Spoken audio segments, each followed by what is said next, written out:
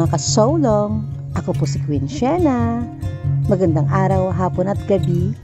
Kung asan man po tayo sa panahon na ito, ay God bless us all. At syempre bago natin taniman ay dapat linisin muna ang lupa.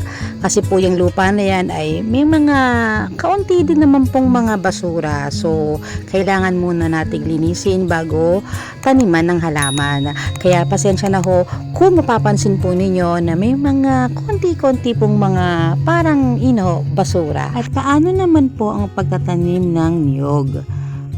Ang pagtanim po ng niyog ay hindi po dapat malalim ang hukay ng lupa.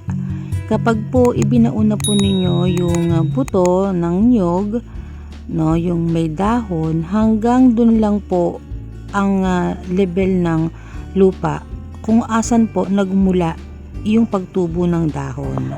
At alam niyo ba mga kasolong, na regalo sa akin yan ng mister ko nung Pasko at Bagong Taon? Huwag po nating kalilimutang diligan ang lahat ng ating mga itinatanim para po ang buto ay maganda po ang paglabas ng ugat. At kung mapansin man po ninyo na ang dahon niya po ay malago nung aking itinanim, pero po makalipas po ng mga magtatatlong buwan na po, no, from January to March, kumonti na po ang dahon dahil po yan nung nagtag-init.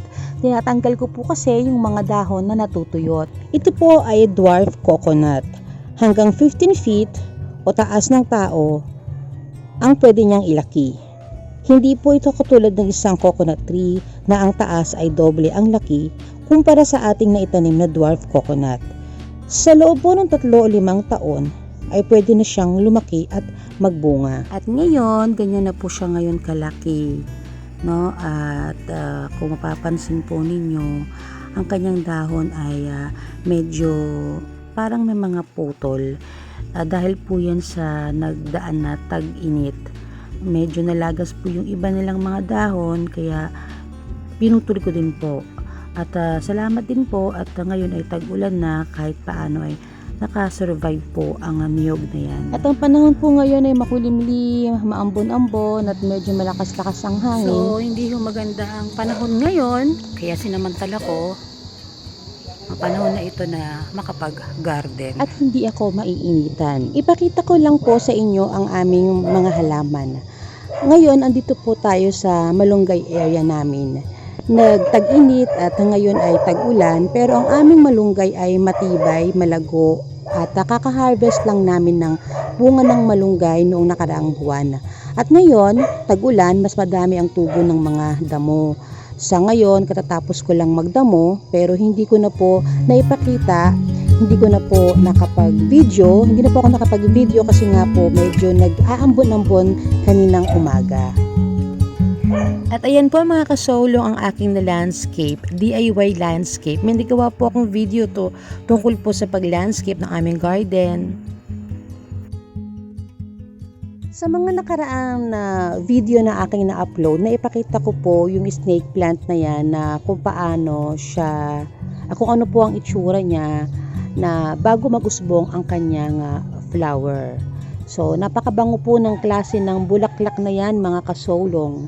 No, pag sa madaling araw, hapon, kahit po hanggang ngayon ay humahalimuyak po ang kanyang bango. At i-update ko na rin po kayo sa aking naitanim na dalandana. Kung ma-check nyo po ang aking unang na video, ako po ay nag-video na nagtanim ng dalandan from seed. At kahit maliit pa po siya, okay lang po yun. At least buhay po ang ating naitanim na dalandana.